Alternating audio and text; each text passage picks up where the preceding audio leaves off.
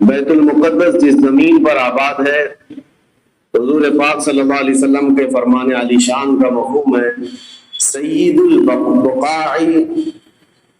یعنی زمین کا جو سردار علاقہ ہے وہ بیت المقدس کا علاقہ ہے۔ مسجد اقصی جہاں پر آباد ہے اس کو سید البقاع کہا گیا ہے، اور یہ بھی روایت میں ملتا ہے سید الصخرہ، گنبدوں میں اگر کوئی سردار گنبد ہے تو وہ بیت المقدس کے لیے کہا گیا ہے۔ اور قرآن نے یہ فرمایا الذی بارکنا حولہ، مسجد اقصی کے متعلق فرماتا ہے رب تعالیٰ کہ وہ مسجد اقصی جس کے ارد گرد ہم نے برکتیں رکھی، لنریہ من آیاتنا، تاکہ ہم اپنی نشانیاں انہیں دکھائیں۔ تو یہ اللہ تبارک و تعالیٰ کی اس مقدس سرزمین جس کو ارض مقدس کہا گیا ہے، نام ہی میں مقدس موجود ہے، اور یہ آج سے نہیں بلکہ روایت میں ہے خانہ کعبہ کی تعمیر کے فوراً بعد حضرت ابراہیم علیہ السلام نے بیت المقدس کی تعمیر فرمائی، اور ہزاروں انبیاء اکرام علیہ السلام کا وہ قبلہ رہا اور وہ ان کی مرکز عبادت بھی رہا،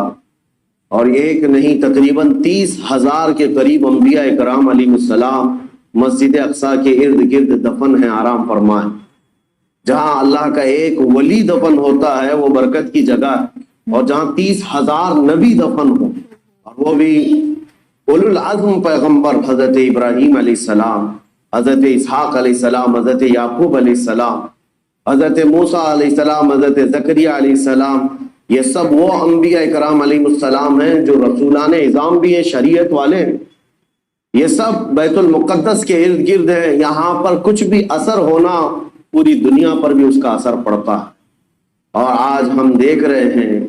جو حالات پوری دنیا میں پیدا ہوئے ہیں، اور چاہے وہ یورپ ہو کہ امریکہ ہو، افریقہ ہو کہ رشیا ہو، عرب ممالک ہو کہ ہند ہو، ان سب کو کچھ نہ کچھ کہنے کی آج ضرورت پیش آ رہی ہے۔ کیوں؟ اس لیے کہ وہ ایسا سینٹر ہے، ایسا تقدس ہے وہاں پر جس میں پوری دنیا انوالو ہو ہی جاتی ہے، اور برسوں سے لے کر وہ جنگ کا میدان رہا، اور حضور پاک صلی اللہ تعالیٰ علیہ وسلم نے بیت المقدس کے لیے کیا فرمایا؟ صحابہ نے جب اس زمین کے بارے میں پوچھا تو میرے آقا نے فرمایا وہ حشر و نشر کی جگہ ہے، حشر و نشر کی جگہ ہے، یعنی قیامت کے قریب سارے لوگوں کو ادھر ہی ہانک دیا جائے گا اور قیامت وہیں آنی ہے۔ حشر و نشر کی جگہ ہے، حضور پاک صلی اللہ تعالیٰ علیہ وسلم نے فرمایا، اور فرماتے ہیں میرے آقا ہو سکے تو تم جا کر اس میں نماز پڑھ لو، اس لیے کہ اس کی ایک نماز دوسری مسجدوں کی 1000 نمازوں سے افضل ہے۔ یہ مسجد اقصی کے متعلق میرے آقا صلی اللہ علیہ وسلم کا فرمان عالی شان۔ پھر صحابہ کرام نے پوچھا کہ اگر کوئی جا نہ سکے میرے آقا بیت المقدس اور نماز پڑھنے کی اس کو استطاعت نہ ہو وہاں جا کر تو کیا کرے؟ حضور اکرم صلی اللہ علیہ وسلم نے فرمایا کم از کم تیل کا ہدیہ تو بھیج دے تاکہ وہاں چراغ جلانے کے کام آئے۔ یہ حدیث پاک میں ابن ماجہ کی حدیث ہے۔ نبی کریم صلی اللہ تعالیٰ علیہ وسلم کے اس فرمان علی شان کے مطابق میں آج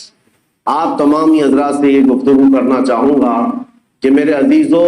یہ صرف فلسطین اور اسرائیل کا مسئلہ نہیں ہے، یہ اسلام اور کفر کا مسئلہ ہے، اور پوری دنیا کے لیے اگر وہ حقیقت کی نگاہیں رکھتی ہیں، چاہے وہ کسی بھی قوم سے وابستہ ہو، چاہے وہ کوئی بھی دین اور دھرم سے تعلق رکھتے ہو، میں ان سے کہتا ہوں اگر اینک تمہارے اوپر جھوٹ کی نہیں پڑی ہے تو آنکھیں کھول کر دیکھ لو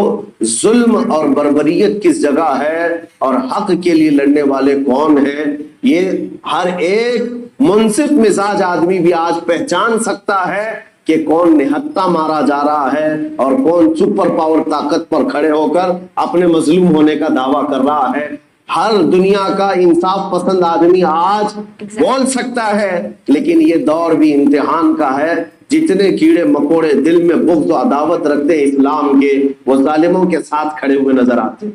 آج ظالموں کے ساتھ کھڑے ہوئے نظر آتے ہیں۔ نبی کریم صلی اللہ تعالیٰ علیہ وسلم نے فرمایا مسلمانوں آپ اپنی اوپینین، اپنی رائے کیا رکھتے ہیں یہ بہت امپورٹنٹ ہے۔ دنیا کیا کہتی ہے اس سے مجھے غرض نہیں، تمہارا تعلق تمہارے نبی پاک کے فرامین سے ہے۔ خبردار خبردار، تم کبھی ان ظالموں کی حمایت میں نہ آنا، ورنہ قرآن کہتا ہے وَلَا تَرْكَنُوا، اللہ تعالیٰ فرماتا ہے اس طرف تم توجہ بھی مت کرنا، جھکاؤ بھی مت رکھنا جس طرف ظالم گئے، جس طرف ظالم گئے ہیں اس طرف جھکاؤ بھی مت رکھنا۔ اور آج کہیں ایسا نہ ہو کہ دنیا تمہارے پاس بہت آ گئی، چکا چوند دنیا دیکھ کر جیسے امارات والے ہوئے، متحدہ عرب امارات،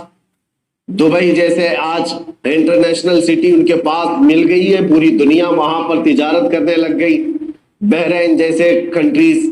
ان کے پاس دنیا کی فراوانی آ گئی، تو آج وہ یہ سمجھنے لگ گئے کہ ہم کو مظلوم اور غریب فلسطینیوں کی مدد میں بات نہیں کرنی چاہیے، جو سپر پاور طاقت ہے اس کے ساتھ کھڑا ہونا چاہیے،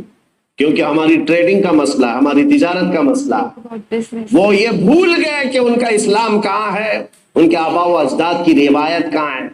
لیکن میں آپ سے کہتا ہوں ان کے نقشے پر چل کر کبھی اپنی رائے کو بدل نہ دینا۔ بعض مسلمانوں میں یہ گفتگو پھیلی ہوئی ہے کہ کیا ہم ہی مسلمان ہیں ہندوستان کے، کیا ہم ہی لوگ ہیں جو اپنی رائے بنائیں، وہ بڑے بڑے لوگ ہیں، عرب لوگ ہیں اور بڑے بڑے مشائخ ہیں وہاں پر، ان لوگوں نے رائے الگ بنائی ہے، وہ دنیا کے اور پیسوں کے پجاری بن گئے ہیں، ان کے ہاں نفس غالب آ چکا ہے اور شیطان کا ان کے اوپر غلبہ ہے، وہ حق نہیں دیکھ رہے ہیں۔ میرے عزیزوں، کہیں تم اپنی رائے اس طرح بنا لیے تو حدیث کو جھٹلانے والے ہوں گے۔ اللہ کے حبیب صلی اللہ علیہ وسلم کی حدیث سناتا ہوں، حضور پاک صلی اللہ علیہ وسلم فرماتے ہیں لا تزال عصابة من امتی یقاتلون على ابواب دمشق وما حولها وعلى ابواب بیت المقدس ظاہرین علی الحق۔ حضور پاک صلی اللہ علیہ وسلم فرماتے ہیں لا يضرهم خذلان من خذلهم ظاہرین علی الحق الى ان تقوم الساعة۔ میرے آقا فرماتے ہیں قیامت تک میری امت میں ایک جماعت ایسی ہوگی جو دمشق کے دروازوں پر اور بیت المقدس کے دروازوں کے اطراف میں حق کے لیے کھڑی رہے گی قیامت آنے تک۔ حضور پاک نے یہ بھی فرمایا، میرے آقا مخبر صادق صلی اللہ علیہ وسلم کے فرمان آج ہم اپنی آنکھوں سے دیکھ رہے ہیں۔ حضور فرماتے لا یضرهم خذلان من خذلهم، میرے آقا فرماتے ہیں دنیا کے بڑے بڑے دھوکہ دینے والوں کا دھوکہ انہیں کچھ اثر نہیں کرے۔